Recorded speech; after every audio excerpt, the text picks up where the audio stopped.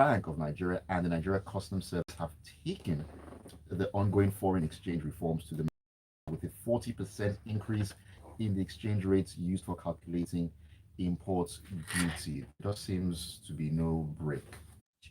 Right, are paying for right now.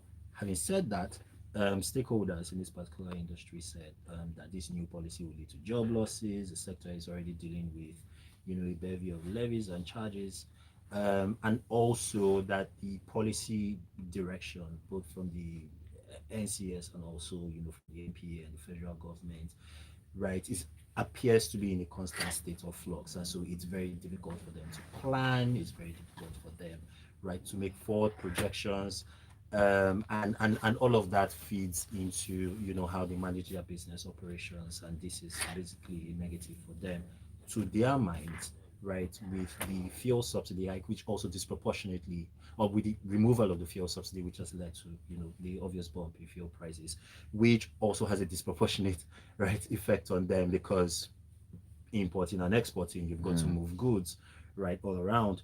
They think they need a bit of a break, right, before things like this are being considered, and they also want a situation where stakeholders are consulted, right, when this policy, when the thinking around potential policies, right, is being made. And this brings me sort of to the larger point, and I'll just wrap it up here. With respect to a lot of these moves, they are fine, they are good, they are needed.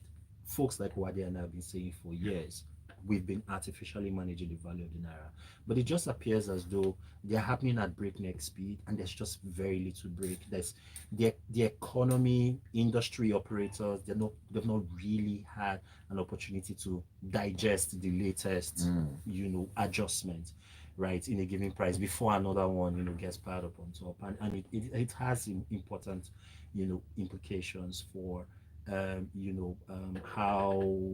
easy it is for people to do business, right, in the country, unfortunately. Yeah, definitely. Now, Ikemesit, looking at all the policies, these removal of subsidies here and there, some people have said, okay, it's long overdue. This thing should have been done. Rip off the band-aid and all that. But ripping off all the band-aids at the same time is leading to quite a bit of pain. Yes, good initiatives, things that should be done, but is there a better way to do this, or is this the only way?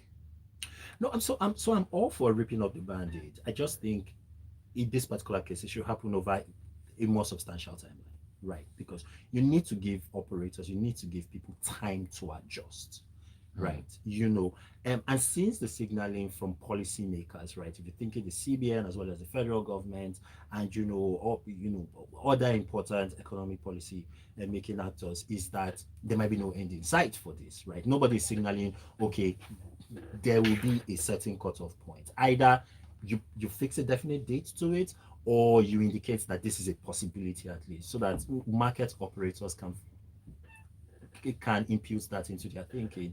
It just feels as though we're in for, at least in the short term, a period of never-ending price adjustments, right? And that's the concern for me. It's just that too much of a good thing happening at at a breathtaking timeline, right, can end up not being good, right? In the long run. Yeah. Let me just quickly add something to what Ikemesit said, and that's the issue of not carrying stakeholders along. A number of issues really for me when it comes to customs and duties is about the fact that you wake up one morning, you go to the port, and that's when you go to the portal, and that's when you find out, oh, this has changed. What is on the list? What is not on the list?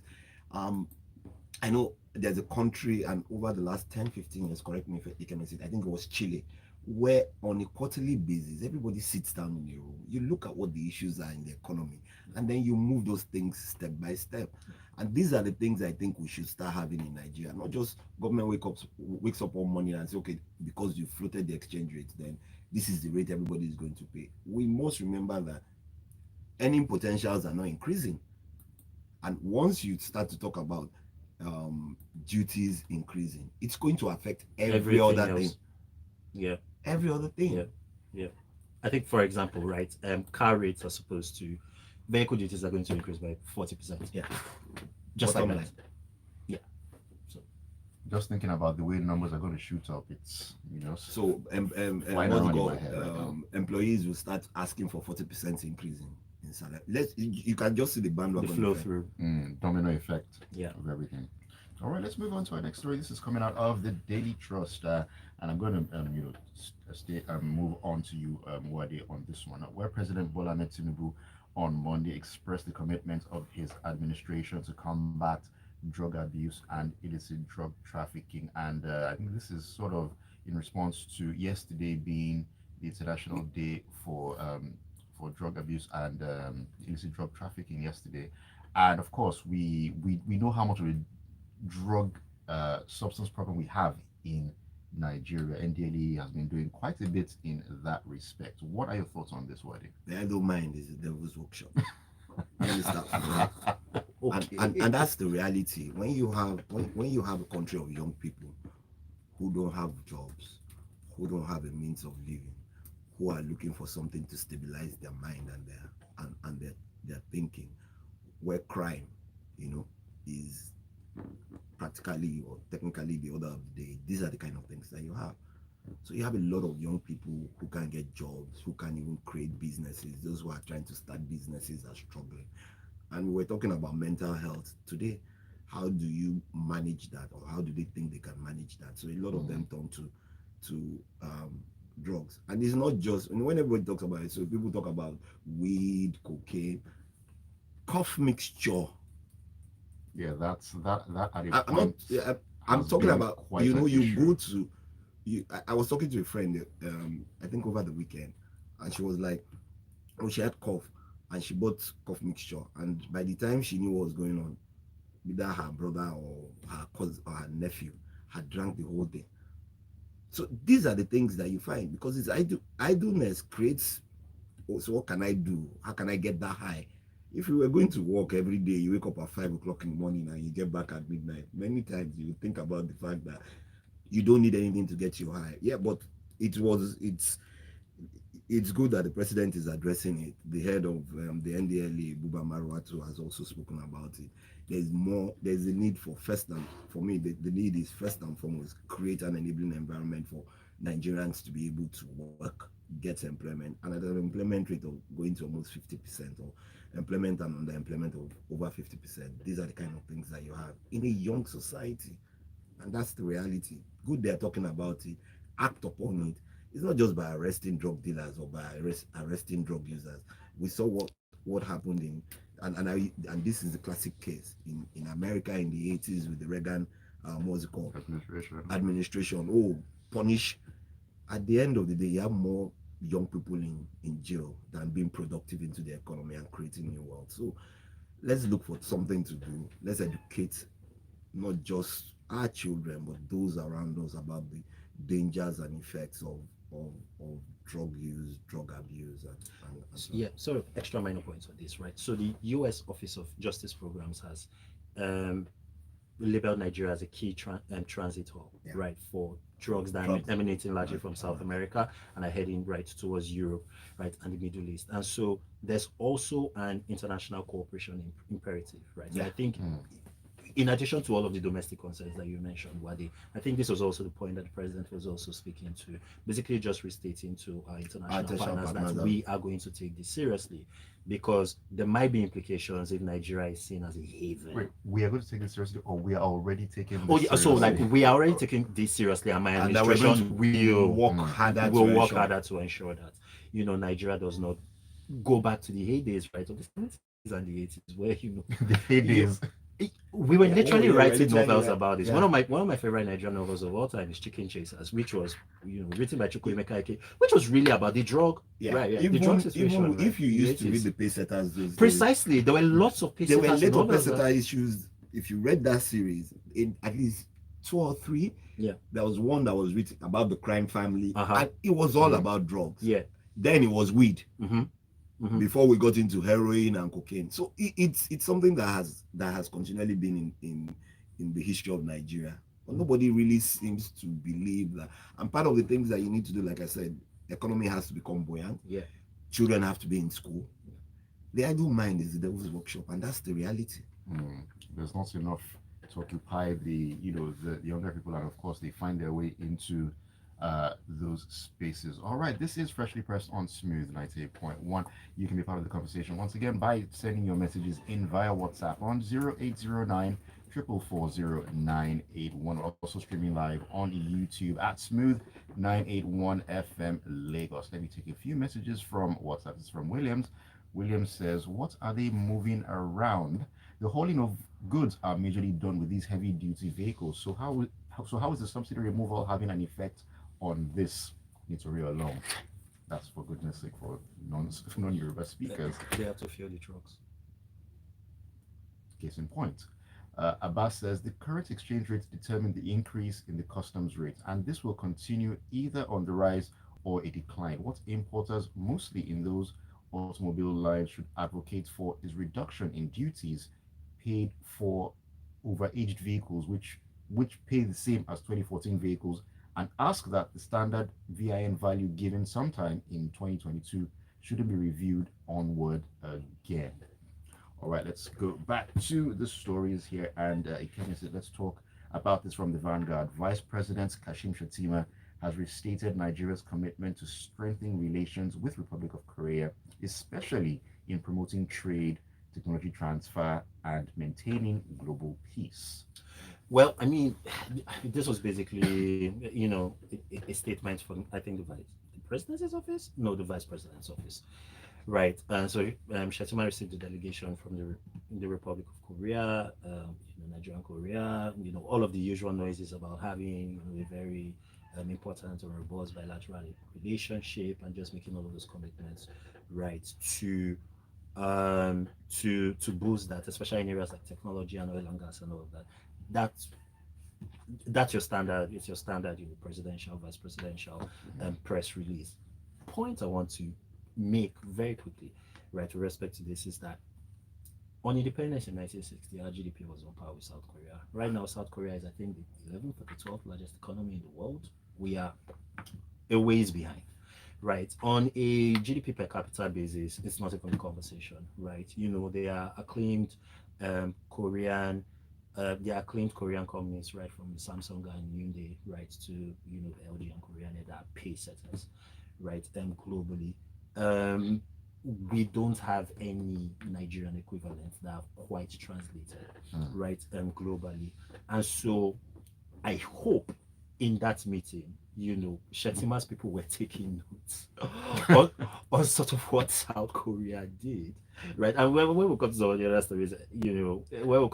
stories, especially around agriculture, there's this very, very interesting book. If you're still into reading books and you want to get it, Uade and I have discussed this. That's why it's not in his head, right? How Asia Works, right? Which basically just chronicled the story about how Japan, Korea, and Taiwan basically used import substitution, intensive household agriculture, right, and smart monetary and fiscal policy to basically adjust and keep their economies on a productive enough footing that they were able to learn and acquire the various technological skills and capabilities that they were eventually able to compete, and in many places, replace. I'm slightly depressing you this morning, but it's a Korean Nigeria story. Let's not go into a classroom discussion this morning. Let's not do that. But Ikemesit, one thing I actually want to say is you mentioned that you hope the vice president, is taking notes and all that. If we want to look at our public officials who have probably taken notes over the years, I'm pretty sure you would have a large storeroom of notes that have been taken. But what have they done? When Ayo, if we go this line, we will not finish this show this morning. We need a special show for Ikemesit and I to talk about that. But the fact of the matter remains this: a number of some of these things that have happened across in Asia started off in Nigeria. Yep. Let's never make that mistake. So it's not that we don't have the brains or we don't have the documents or we don't. It's just that we just don't implement them in the right way. Let's look at Malaysia. Let's look at Indonesia. Number one palm oil producers in the world. Yeah. The short palm trees, where did they get them from? Yeah, I just did.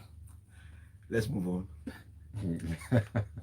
Let's move on. All right, let me just take a few messages from WhatsApp before we do that. Cisco Delgado says, good morning, Uade. There are lots of young people who are very talented and ready to put their talents to use, but Nigerian environment is not promoting such opportunities. Certain goods should be discouraged from importation just to encourage such young entrepreneurs. Lara says, good morning, please. What's the name of the drug series that you mentioned? That's Lara. I think you mentioned was the Pacesetter series. Pacesetters novels. Yeah. For those who grew up in the 80s and 90s. Yeah, we're showing that age, right? Yeah. I'm not agreeing or disagreeing on that note. All right, Wadi, let's keep it moving and let's talk about waste management really quickly here, where from the Punch newspaper, the representatives of the Lagos State government, the British Deputy High Commission, C40 cities, and other stakeholders have partnered on effective ways to mitigate challenges of waste management, which is a huge problem in Lagos State, as it were. It's always when I read this story, brilliant. Partnerships to, we always sit down in various sessions and talk about the kind of partnerships we should have, the kind of things that we should do. Are we actually doing them? Just go around Lagos. One of the major reasons the administration before this one, lost out in the primaries was waste management. And we're going back to where we were. How many years ago? 6 years ago? You see people literally just dump waste on the road. No implementation of policies. The waste management system, the trucks don't come on time. When they come, they're filled to the brim. Like I always say, when I say this, people will say, oh, why do I always say that? Government has no business in doing business. Government sets the policy, sets it right, register the things that people register for the things that they need to do, create the environment and the places where this waste can be properly managed, and then enforce the policy implementation. And these are the things that we need to do. If we continue to sit down in round tables with British High Commission, or you just name all the partners, there's no partner you can mention in waste management in Nigeria that has not come and sat with one state government or even the federal government. But we're still where we are today. Huge employment capabilities, but nobody really seems to look at it from that perspective. We just sit down and write papers and do classroom theories, and where's the implementation? We're forced to buy waste management, drums and all, but nobody does really ensure that people do the right thing. Even when people do the right thing, you find out that they don't come and pack them for a long time. One slight pet peeve. We need to rethink this current PSP model, where we give PSPs exclusive jurisdiction over certain parts of Lagos. I have it on good authority, and this is something I'm currently experiencing. PSPs utilize that that monopolistic position, right, to arbitrarily increase charges, and not necessarily increase the quality of service delivery. It has to be easy for consumers and customers to be able to either call their PSPs to books or demand that they are changed, or just liberalize the market and let market competition sort out the winners from the losers. If I decide to pay 5,000 for a PSP that comes from 10 miles away, but he's going to provide me service, then let me do that. Precisely. Or create. So that's a huge you have so much. You have how many development councils and local government do you have in Lagos? 40 something. Yeah. And you can't create a system within that space. 2-3 PSPs working together and creating a central place where they can go and manage those. It's serious. You're trying to negotiate with your PSP, and they may not be responsive, and they leave your waste out there, right? As leverage. Which is something I've actually seen and also experienced. Now that you mention it, also in the Koshofe area as well. Of course, when they know that you don't really have much of an option, you don't have anywhere else to turn to, you just say, okay, when you're ready, you come and pay, and then we'll come and pick up. That is definitely not good enough. All right, WhatsApp messages, quite a number coming in here. Dami from Anthony says, can we have a conversation about a foreign policy that is centered on protecting the millions of Nigerians around the world from abuse from their hosts? And P.S. Ikemesit is not that old.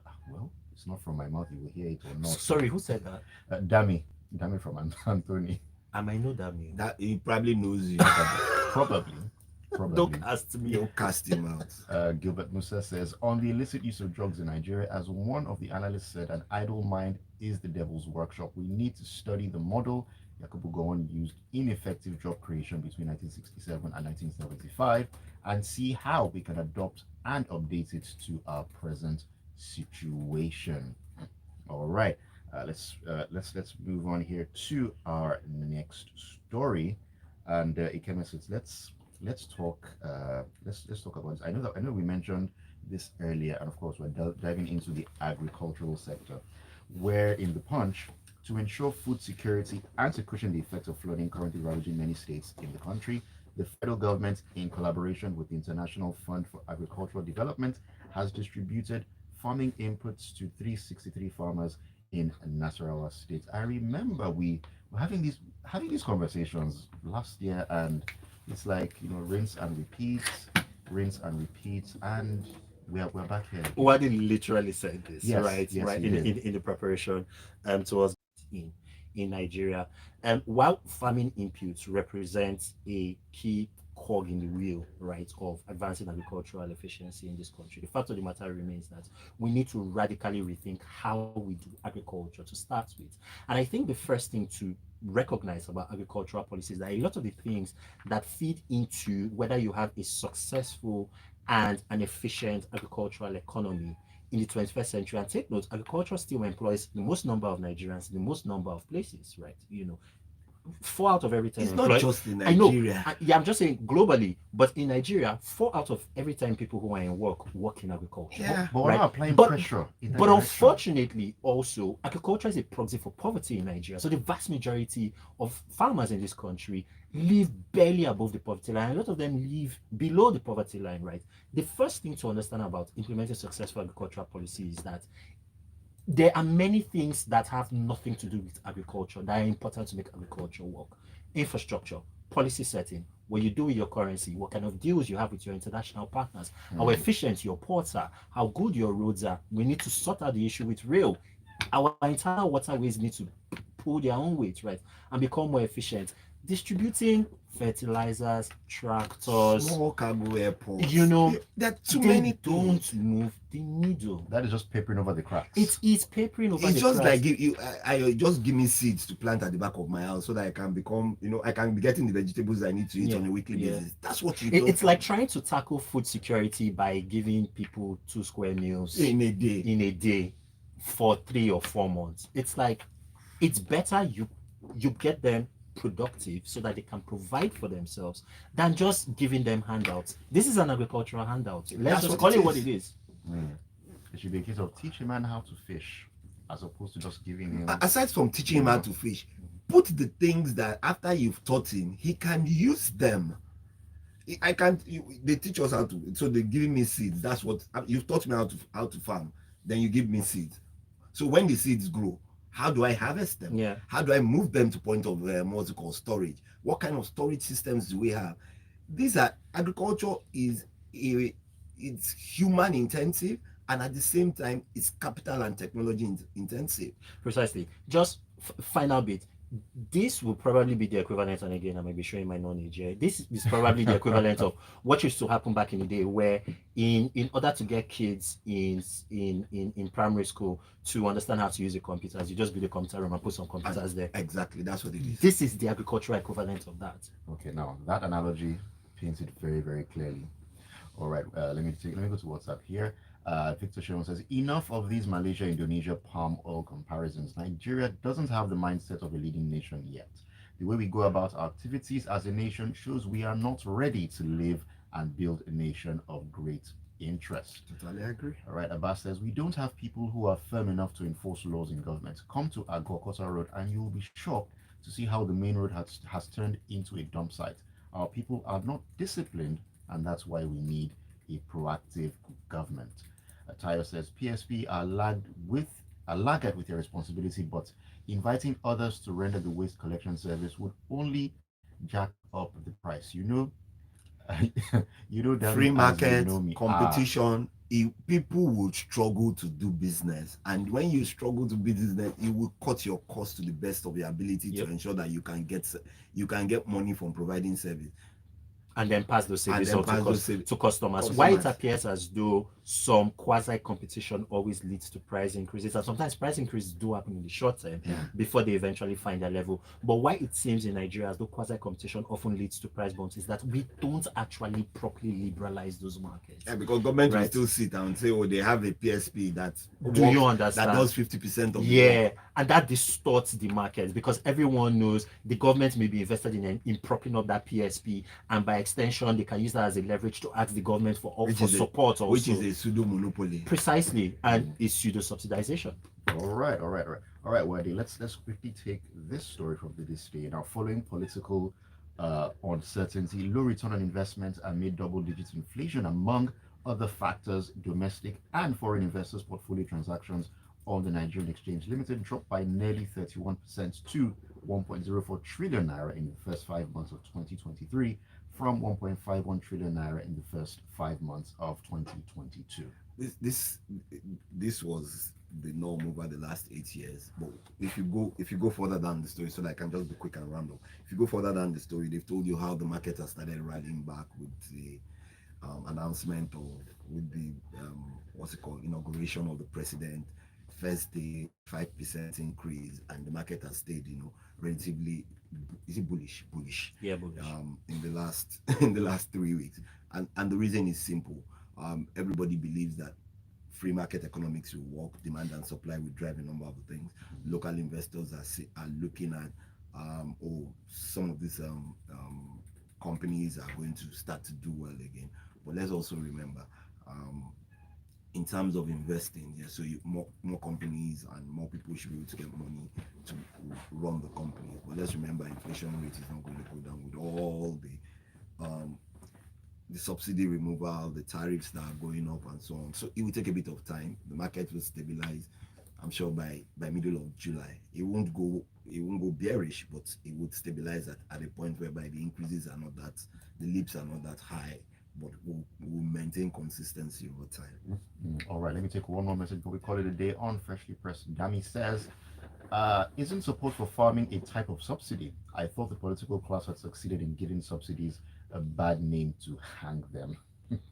All right, thank you, Debbie, for your message. And thank you to all who sent in messages and were a part of Freshly Pressed this morning. Big thank you to Ikemesit and Uade for joining me as well. Thank you for having us. All right, you have yourself a great day, great morning, a great rest of the week as well. All right, Smooth 98.1. So much more to look forward to. 8:15, we're getting into the grapevine. Lots of entertainment news and everything you need to know.